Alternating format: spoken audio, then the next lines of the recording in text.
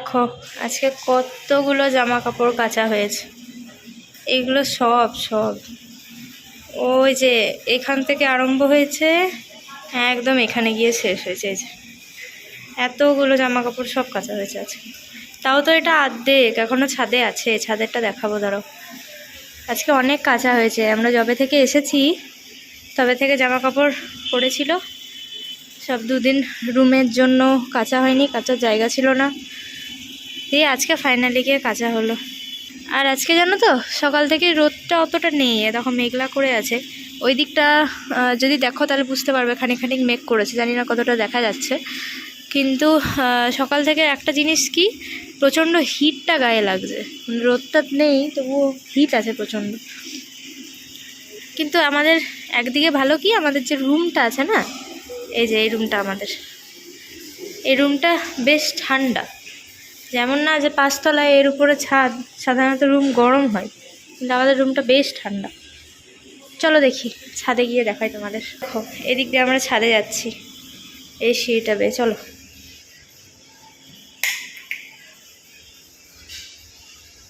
দেখো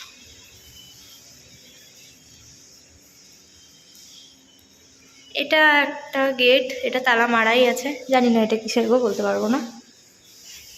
যবে থেকে এসেছি তালা মারা আছে, হবে হয়তো ওইদিকে কিছু। আর এই হলো আমাদের ছাদের জায়গা।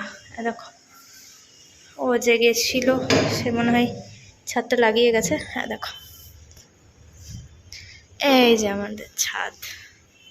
বাবার প্যান্টটা পড়ে গেছে ওখানে নিচে, তুলে দিতে হবে।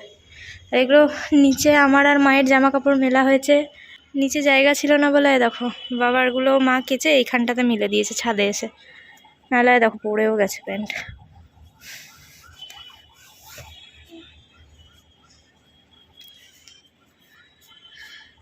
কি করব, নিচে জায়গা হচ্ছে না, আর আমরা মেললেই তো হবে না, আরও তো মেলতে হবে না সবাইকে। আর এগুলো আমাদের পাশের রুম যারা আছে তারা মেলেছে। চলো তোমাদের ভিউটা একবার দেখিয়ে দিই ছাদ থেকে। কালকে বিকালে আগের দিনের ভিডিওতে শেয়ার করেছিলাম, সকাল দিকে দেখো কেমন লাগে, কি সুন্দর। এই দেখো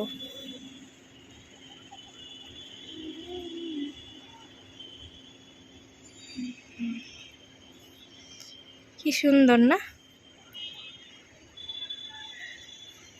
এই দেখো, আর ওই দিক থেকে দেখাচ্ছি দাঁড়াও।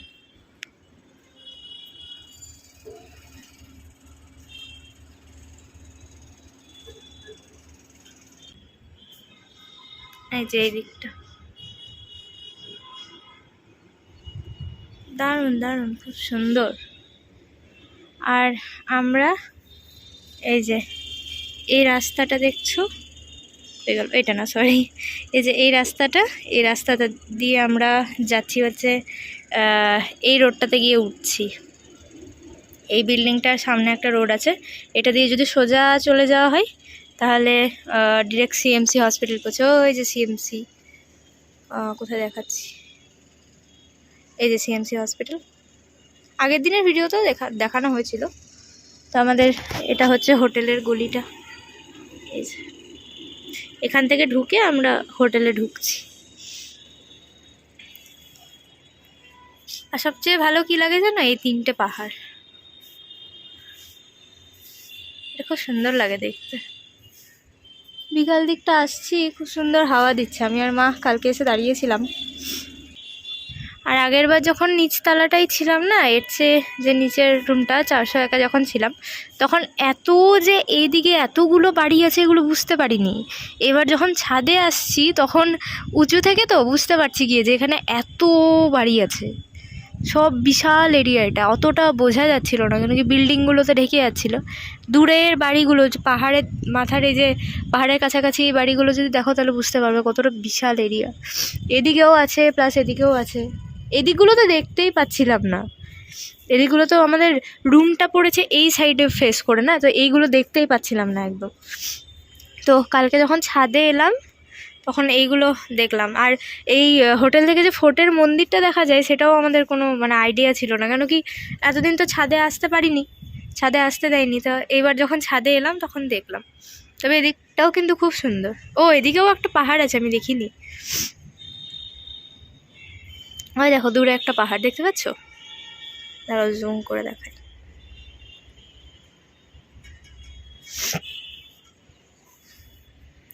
চলো নিচে যাওয়া যাক। আর কি জানো তো, ছাদে এলে আর নিচে যেতে ইচ্ছা করে না, মনে হয় যেন এখানেই বসে আছি। এখানটাতে একটা ছোট্ট মতো জায়গা, এখানটাতে কাল বসেছিলাম আমি আর মা।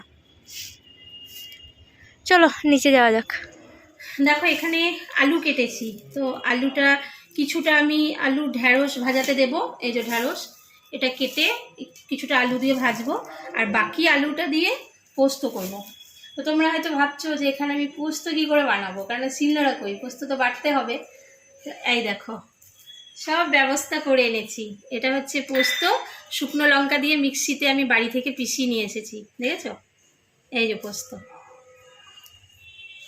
এটা দিয়ে আজকে আলু পোস্ত হবে। ঢ্যাঁড়সটা কেটে নিই, এটা ভাজবো, পোস্তটা করব, তাহলেই হয়ে যাবে। কথাই আছে ঢেকি স্বর্গে গেলেও ধান ভাঙে। তো আমাদের মেয়েদের অবস্থা হয়েছে ওটাই। তো যেখানেই যায় না কেন হাতা খুন্তি আর পেছন ছাড়ে না। তো দেখো এখানে এসেও রান্নাবান্না করতে হচ্ছে। আসলে দুদিন ধরে যে হোটেলে খাচ্ছিলাম সেখানে এত তেল মশলা ব্যবহার করছিল ওরা, তো সেটা তো রিনির শরীরের জন্য ভালো ছিল না। তো তাই এই ব্যবস্থা। তো আজকে আমি করলাম ঢ্যাঁড়স আলু ভাজা আর আলু পোস্ত। তো পোস্তটা তো আমি তোমাদের বললাম শুকনো লঙ্কা দিয়ে আমি বাড়ি থেকে পিষে নিয়ে এসেছিলাম। তো পোস্তটাকে একটু পাতলা পাতলা করে করব, তাহলে আর ডালের দরকার হবে না। আর এখানে আবার ডালটা খুব একটা সেদ্ধ হতে চায় না, কারণ জলটা ভালো না, আর প্রেশার কুকার তো আর বাড়ি থেকে আনিনি। তো সেই জন্য ডালটাকে আমি স্কিপ করে দিয়েছি, তাই আলু পোস্ত করছি। তো ভেলোরের হোটেলে বসে আমি বাড়ির মিক্সিতে পেশা পোস্ত খাচ্ছি। তো আজকে শুধু ঢ্যাঁড়স আলু ভাজা আর পোস্তই খাচ্ছি না, তো টক দই আছে সাথে। তো দইটা আমার হাজব্যান্ড আনতে গেল, তো দইটা নিয়ে এলে ওরা স্নান করবে, স্নান করলেই ভাত দিয়ে দেবো। আর আজকে তো হসপিটাল নেই, ছুটি, কালকে সকাল সকাল যেতে হবে, কালকে হসপিটাল আছে। তাই ভাবলাম আজকে একটু রান্নাটা করে নিই। তো দেখো রান্না হয়ে গেছে। এখানে করেছি ঢ্যাঁড়স আলু ভাজা, হাঁড়িতে আছে ভাত, আর এই হচ্ছে পোস্ত।